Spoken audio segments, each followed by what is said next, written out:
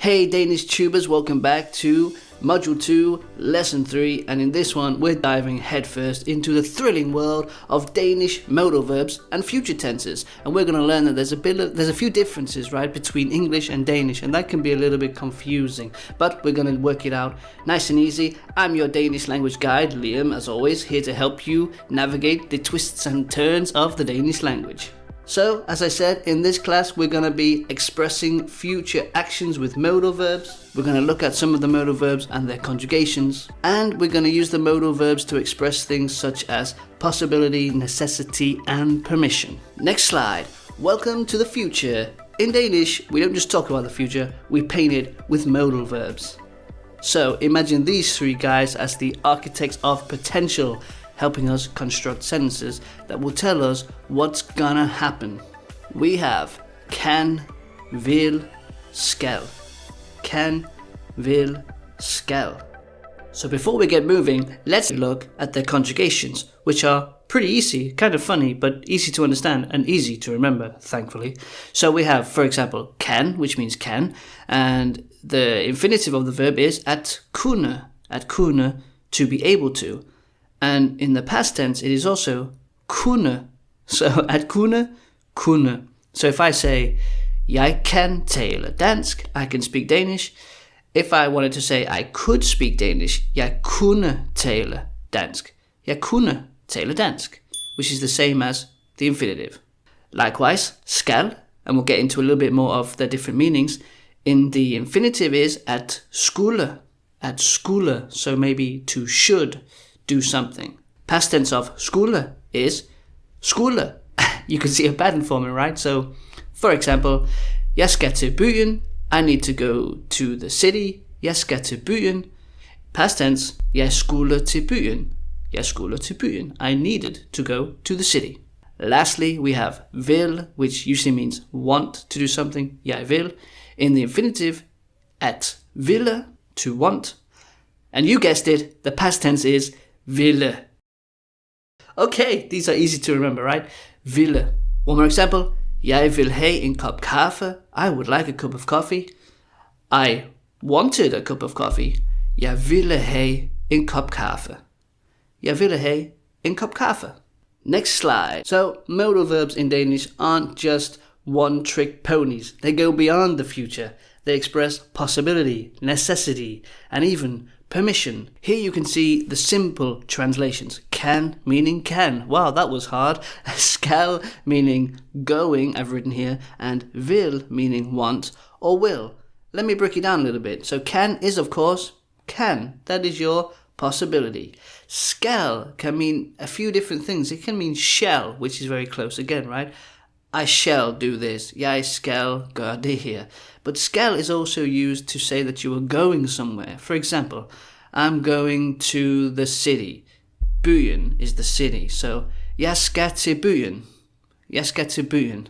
I'm going to the city. The thing that happens with the future tense is that the part that sometimes gets confusing is with the word vil. I've translated here as want and will. Vil. I would suggest that you stick to want when you think of the word vil. Anytime that you want something, you use vil. Jeg vil have is the most common phrase. Jeg vil have en kop kaffe. Jeg vil have en småkage. I would like a cup of coffee. I would like a cookie. You see, in English we often say, I will go to this place, for example. I will go to Spain next week. I'm traveling to Spain next week. I'm going to Spain next week. You see, here in Danish, you should use the word skal. Whenever you talk about going somewhere, use skal. Side note, these modal verbs are soaked in nuances because, well, for example, the word skal, we talked about, it means going. Jeg skal til byen. I'm going to the city.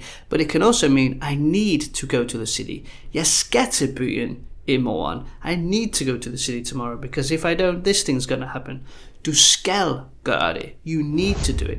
And in terms of the future, what you actually need to do is put at the end of your statement, if you like, when you are going to do it. So here are some common examples. Jeg skal til byen i morgen. Tomorrow. Jeg skal til byen i morgen. Jeg skal til byen senere. Later. Jeg skal til byen senere. So rather than our verb simply telling us about the future, we also have to pair it with a timing of some kind. Likewise, you could do it with all three of these. Jeg kan komme i morgen. Jeg kan komme i morgen. I can come tomorrow. Future tense. Jeg vil komme i morgen. Jeg vil komme i morgen. And again, this is where the lines can get a little bit blurry because will here kind of sounds like I would like to come tomorrow. I want to come tomorrow. Jeg vil komme i morgen. Jeg vil gerne komme i morgen. Although it could just mean I will come tomorrow. Jeg vil komme i morgen. But the thing is, in Danish, you'll be more tempted there to use the present tense rather than that future tense of I will come tomorrow. I would just say, jeg kommer i morgen. Jeg kommer i morgen. Remember the present tense verbs from the last two classes? Kommer, kommer. Jeg kommer. Present tense.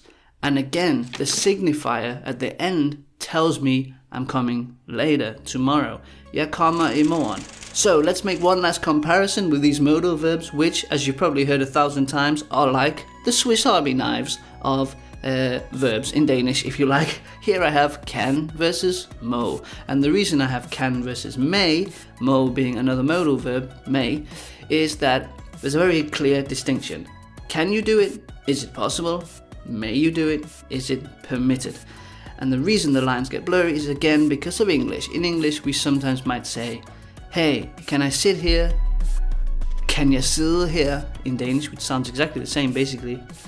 But really, you're asking for permission. So in Danish, it's a bit stricter in that sense. I should really use må, and technically it's more correct in English as well. So can, possibility, is it even possible? If you said, kan jeg sidde her?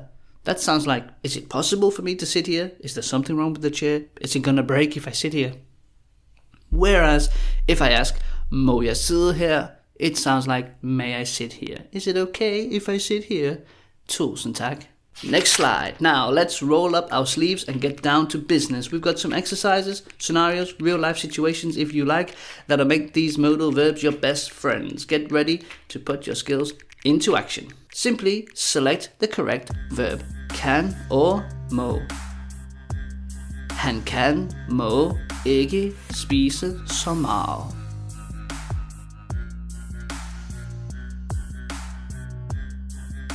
Answer. Han kan, må ikke spise så meget. It could actually be both. Han kan, may not eat in so much. He's not allowed to eat so much. Probably, they have two different meanings, right? Han kan ikke spise så meget. It's not possible for him to eat so much. You've given him too much. Han kan ikke spise så meget. Han må ikke spise så meget. It's like he's not allowed to eat so much. Don't let him eat so much. So, as you can see, in some cases, it can be one or the other. Depends what you want to say. Next one.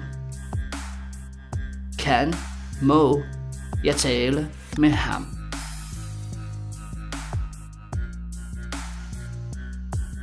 Answer. Må jeg tale med ham?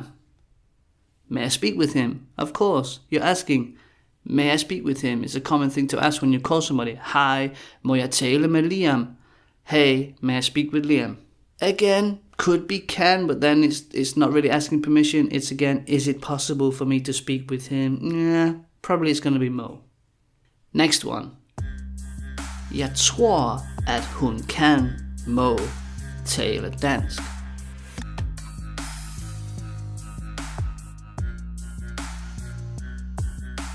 Answer. Jeg tror, at hun kan tale dansk. This is a very, very common thing to hear. Can alongside tale, can speak. I can speak Danish, she can speak Danish. I think she can speak Danish. See, here there comes a little nuance because I could use må, but it wouldn't be about permission in that case.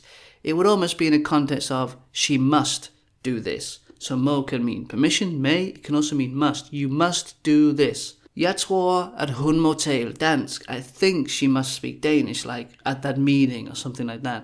Final example. Du kan, må ikke bruge min telefon.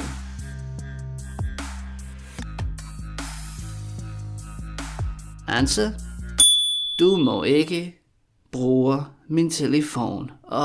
Sorry, but you may not use my phone. You're not allowed to use my phone. Permission. So, although there are some nuances, although the lines can get a little bit blurry, you can hear there's a very clear distinction between something being possible and something being permitted. Next slide.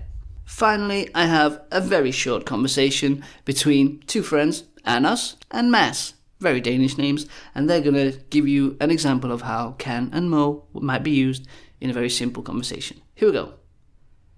Anders, kan du komme på fredag? Det kan jeg. Må jeg sove hos dig? Ja, det må du godt. Fedt. Kan du ikke hente mig på stationen? Det kan jeg faktisk ikke. Piss. Okay, simple, kind of fun. Can you come on Friday? Kan du komme på fredag? Is it possible for you to come on Friday? Det kan jeg. I can. It is possible.